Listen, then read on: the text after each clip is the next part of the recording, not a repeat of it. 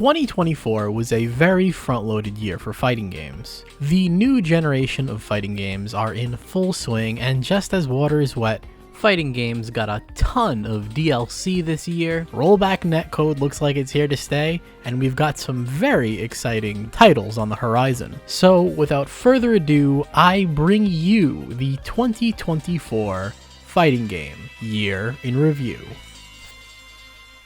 It's almost been a decade since Tekken 8's arcade release, so Tekken 8 has been a long time coming. Tekken 8 is the first next-gen 3D fighter, and it has all of the bells and whistles you'd expect. High-fidelity graphics, cinematic story, robust training mode, and even some volleyball if that's your cup of tea. On the gameplay side of things, Tekken 8 adds a lot of new things that fundamentally change how the game is played. Depending on who you ask, that's either a good thing or a bad thing. One of the new mechanics, the heat system, flips Tekken's gameplay on its head, making the game more offensive than ever before. Each player gets a full bar of heat every round, and this heat bar can be used to extend combos or start pressure, changing how Tekken works on a fundamental level. In addition, most characters have been tweaked and reworked, making decade-old characters feel fresh. All in all, Tekken 8 is another seminal entry in this long-running series.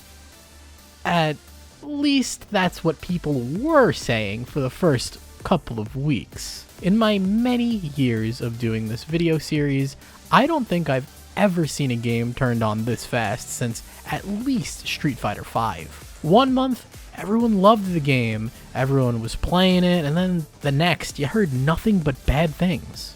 Truth be told, I played the game on launch and then forgot about it as I'm not really into 3D fighters.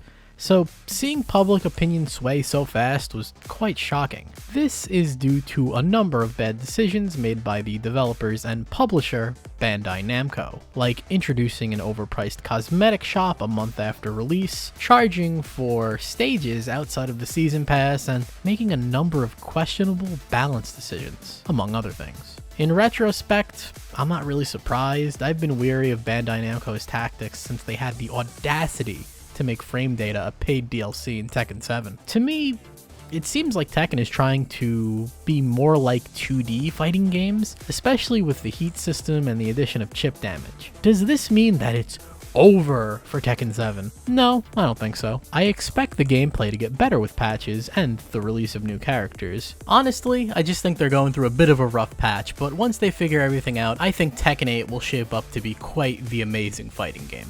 Either way, I'll be watching this game very closely. Tekken 8 is a solid fighter. If you've never played a Tekken, I think you'd enjoy it a lot, but returning players should be a little bit more cautious, as you may or may not jive with the new changes.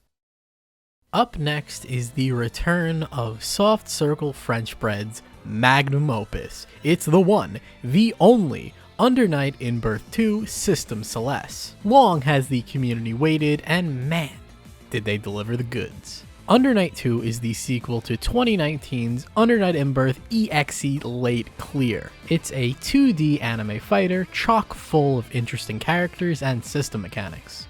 In a series first, rollback netcode has been implemented into the matchmaking, making the net play the best it's ever been. However, it's not all sunshine and rainbows. For one, I'm disappointed in the single player content. If you've played the fighting game of the decade, Melty Blood Type Luna, you'll notice that it's basically copy and pasted from that game to Under Night 2. I was very disappointed to see the story mode from the previous game gutted. It's actually ironic, considering they've done this before with the original Melty Blood. Never thought they'd do it twice. Despite the netcode being rollback, there is still no crossplay, which sucks because it splits the admittedly small community. Fingers crossed for next time. Also, I can't talk about this game without mentioning its abysmal launch on PC. For the first 2 weeks, the PC version was plagued by bugs, making it a pain to play and leaving a terrible first impression for new players. This wasn't actually French Bread's fault, it was the fault of the company that did the PC port. Regardless, it's quite unfortunate. Negative stuff aside, Under Night 2 keeps what worked with the previous game and builds upon it in interesting ways. A lot of thought has gone into almost every aspect of the game, and you can't deny that French Bread has their finger on the pulse when it comes to game design and balance. By far the best aspect of Under Night 2 is its tutorial and character trials. The tutorial teaches you everything you need to know to get started in a clear and concise manner, while the character trials teach you combos that are actually practical. And you can't talk about Under Night without mentioning their amazing composer, Ratio. He did fantastic work on this game, and some of these remasters and remixes are just perfection. You may not be familiar with Under Night, but you've definitely heard his music. It is just amazing. This guy needs to work on other fighting games. He is just that good. Under Night In-Birth 2 is the culmination of years of blood, sweat, and tears, all poured into one excellent fighter. The community might not be the biggest, but it's certainly got the biggest heart. They love watching their game, they love playing their game, they love supporting their game, and other communities should take notes. Under Night In-Birth 2 is the fighting game of the year, and if you like anime fighters that reward you for investing in your character and learning the system mechanics, heck, if you like fighting games, you'd be doing yourself a disservice in not checking out Under Night 2. Rivals of Aether 2, or Rivals 2, is the sequel to Rivals of Aether 1, or Rivals 1. Rivals 2 is an indie platform fighter developed by Off-Brand Games. Rivals 2 sets out to improve upon the first game by not only refining the gameplay for the competitively minded, but also expanding upon the single-player content for the more casual inclined. Also, how could I not mention, Rivals 2 has rollback netcode. You'll love to see it. However, the biggest change from its predecessor is that the sprites have been upgraded to 3D models. While I haven't played Rivals 2, I still wanted to spotlight this game for those of you who might be interested and didn't know it existed. It's always nice to see developers take a crack at the platform fighting genre. I feel like a lot of people think Smash is the end-all be-all, and that's simply not true. Hopefully Off-Brand Games can get Rivals 2 on more platforms so more people can try it out. And those were all of the new fighting games 2024 brought us. Now let's see how some of our old favorites are doing. Street Fighter VI wrapped up its first season with Akuma and started its second season with a bang with the return of the one and only M. Bison. Although, the biggest surprise was the addition of Terry Bogard and Mai from SNK's Fatal Fury series. As a huge SNK fan, you can imagine that I was totally uninterested. I won't deny that Terry and Mai being in Street Fighter is cool, but at the end of the day, if I want to play these characters, I want to play them in KOF or Fatal Fury. Right now, I'd rather see more Street Fighter characters because I feel like SF6's roster is really lacking right now. Mortal Kombat 1's first season played out with returning characters Quan Chi, Takeda, and Ermac, with Peacemaker, Omni-Man, and Homelander being the crossover characters. Later in the year, they would release the Chaos Reigns expansion that included a story expansion and a couple of new characters, with more to come in 2025. I have heard nothing about this expansion. Like, the internet was shockingly quiet, at least compared to MK11's expansion. I had no interest for two reasons. For one, I'm tired of multiverse stories, and two, it's a Warner Brothers game. You know that this game and all of its DLC will be $10 in a year's time, so I'm in no hurry to pick it up anytime soon. Maybe next year. Grand Blue Fantasy Versus Rising had quite the interesting season. I played through most of it, so I have some first-hand experience. Rising is a good game, but as the months went on, its flaws began to show, specifically revolving around 6-6L, brave counters, ultimate skills, and a general homogenization, making characters feel indistinct. I kept coming back every so often for the DLC, which were Lucilius, 2B from Nier Automata, Vayne, Beatrix, Versusia, and Vakala. Grand Blue has the potential to be a great game, but I can't say I'm a fan of the direction Rising is going in. The game can get very samey, like I'm doing the same thing over and over each match, which is something I haven't felt in a fighting game in a long time. It lacks sauce. I hope Season 2 spices things up, and they address the issues to make the game more fun for everyone, because I really do love the characters in this game. Idol Showdown, last year's free indie fan game, received a large amount of updates throughout 2024. Looks like they got some new characters, balance changes, new mechanics, the whole 9 yards. The devs seem to be working hard on this passion project of theirs, and I have to give them props for that. Pocket Bravery, another indie fighter, is working on finishing up their first season pass with another on the horizon. Still haven't played this one, but if you like the Neo Geo Pocket Fighters, this one is kinda like that. Honestly, I'm just glad to see more indie fighters striving. Since we're on the topic of striving, Guilty Gear Strive strives it up with their 3rd DLC season. Johnny, Elfelt, ABBA, and Slayer joined the roster this year, plus Dizzy, who just released as a part of Season 4, so Strive is in a good place, and it looks like it's going to be supported for a long time. Not by me though, I have a less than 0% interest in Strive. I'll probably watch the anime though. Oh, having an anime character be the first ever Guilty Gear crossover character is whack. Guilty Gear versus Blaze Blue when? Last but not least, the king of fighters 15 got Vice and Mature. No season pass or anything, just Vice and Mature. I love those two, so I'm not complaining, but don't you feel that's a bit random? Guess we're now officially in the KOF 16 waiting room.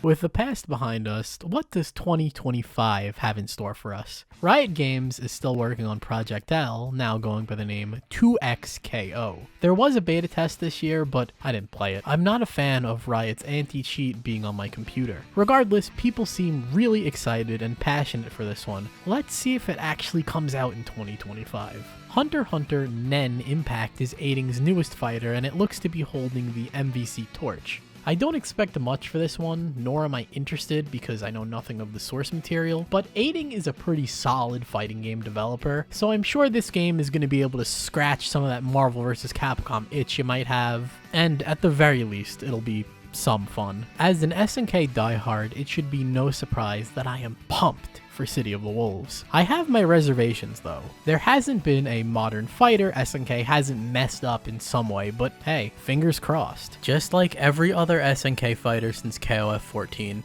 I'll be there day one, and we're gonna see if Fatal Fury's revival has fangs. After years of it being stuck on PlayStation Plus, Virtua Fighter Ultimate Showdown is getting a new revision with rollback, and it's gonna be on multiple platforms? Someone must have found a magic lamp. I did a video earlier this year on 3D fighting game character select screens, and I got to play a lot of Virtua Fighter and gained an appreciation for the series, so I'm willing to check this one out and give it a try. There are also rumblings of a Virtua Fighter 6 in the works. Only time will tell with that one. Time did in fact tell. While editing this video, the Game Awards happened, and what do you know but a trailer for the fabled Virtua Fighter 6. We need more 3D fighting games, and who better than the granddaddy of 3D fighting games to come back and show everyone what a 3D fighter is. I don't know a lot about Virtua Fighter, but now I'm really interested in learning it, so let's hope Virtua Fighter 6 is worth the wait. Outside of the announced stuff, I expect a new game announcement from Arc System Works, whether that be a fighting game or not. They have to be working on something other than Strive and Granblue. I really hope it's Persona 5 Arena. I don't think it's likely, but I really want it to be Persona 5 Arena. With the success of the Marvel vs. Capcom collection, I would not be surprised to hear rumblings of an MVC4, but I think the earliest we'd see it would be 2026, and then coming out maybe 2027. With the alleged end of support for Mortal Kombat 1, I think it's likely we will see a new NRS fighting game sooner rather than later. At the end of the day, no one knows what the future holds, but I sure do hope we get some amazing fighting games. And that was the 2024 fighting game year in review. What I want to know though is, what fighting games are you playing? I'm kind of a strange guy. I run a channel about fighting games, but I play two very different fighting games, being KOF and Type Lumina.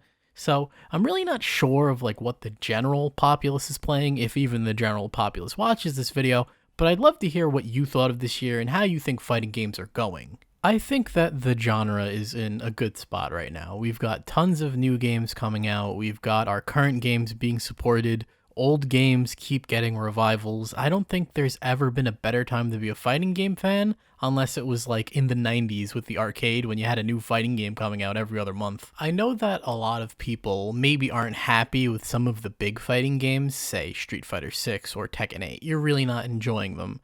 And all I can really say to those people is, try something else. There are so many fighting games out right now, and you don't have to play the new stuff. You can go back and play the old stuff you love.